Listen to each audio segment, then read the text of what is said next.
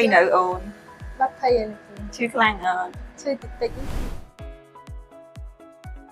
សួស្ដីអូន សួស្ដីអ្នកគ្រូ ចាអូនថ្ងៃនេះធ្វើសេវាកម្មអី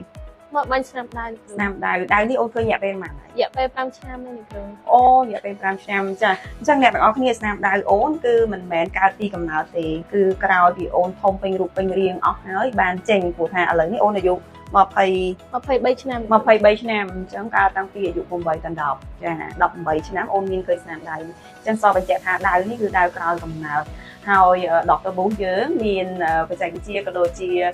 លទ្ធផលជាច្រើនដែលអាចបំបត្តិស្នាមដៅហ្នឹងជាមួយនឹង laser ប៉ុន្តែឥឡូវនេះគឺដុកទ័រប៊ូសយើង update ទៅជាការចាក់បញ្ចូល stem cell ទៅលើស្នាមពណ៌ហ្នឹងហើយបានបាញ់ laser តាមក្រោយគឺធ្វើឲ្យ skin ហ្នឹងស្បែកហ្នឹងស្នាមដៅហ្នឹងគឺបានយ៉ាងល្អបំបត្តិពណ៌យ៉ាងឆាប់រហ័សអញ្ចឹងហើយ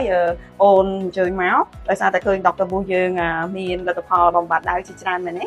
ចាហើយថ្ងៃនេះគឺកាន់តែពិសេសទៀតគឺយើងចាក់ stem cell បូកជាមួយនឹងការបាញ់ laser ចឹងអ្នកដែលមានកំណងក្នុងការបំបត្តិដៅអាចអញ្ជើញមកដុកទ័រប៊ូសដើម្បីធ្វើការដកពណ៌ហ្នឹងហើយស្បែកនៅតែស្អាតមិនមានការដាច់រលាត់ទេបាត់ភ័យនៅអូន បាត់ភ័យ ឈឺខ្លាំងអត់ ឈឺតិចតិច ចាអ្នកទាំងអស់គ្នាឥឡូវនេះគឺចាក់ stem cell ហើយនឹងបាញ់ដកពណ៌រួចហើយអូនមានអារម្មណ៍ថានៅតែឈឺចាប់ខ្លាំងឬក៏ក្តៅកាហាយខ្លាំងដែរអត់ទេ អត់ទេ អត់ទេអញ្ចឹងអាចប្រាប់ទៅអ្នកទាំងអស់គ្នាដែលគាត់មានស្នាមដៅឬចង់បំបត្តិពណ៌អញ្ជើញមកបាញ់មកអត់ឈឺទេ ចា អូនក៏អត់សូវចេះនិយាយទេចឹងគ្រូប៉ែជួយនិយាយជំនួសអរគុណច្រើនអូន អរគុណ ចាអរគុណ